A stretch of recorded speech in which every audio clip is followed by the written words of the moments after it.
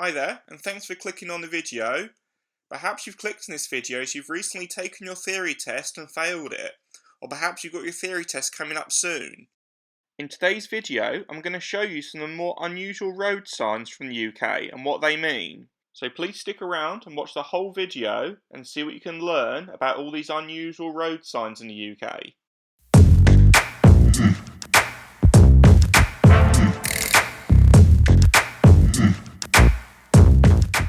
Here we have our first sign. This sign means no motorcycle stunts. This includes jumps and wheelies. If you're to do these, you'll be issued with a fine for £412.63 exactly, and issued with 12 points in your driving licence. This next sign's an unusual one, you don't see it very often. It means no invisible cars.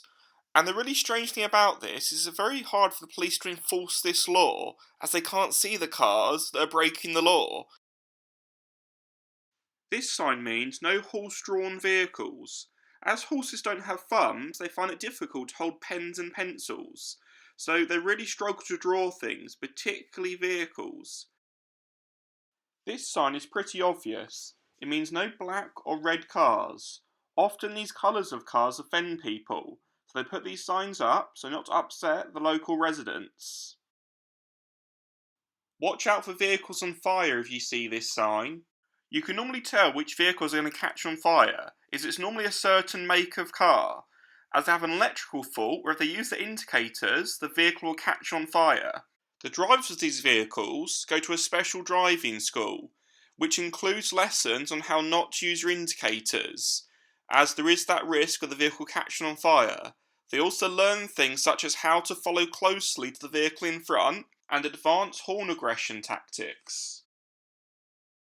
This sign means watch out for Fords, pretty obvious. This includes Ford Fiestas and Ford Focuses.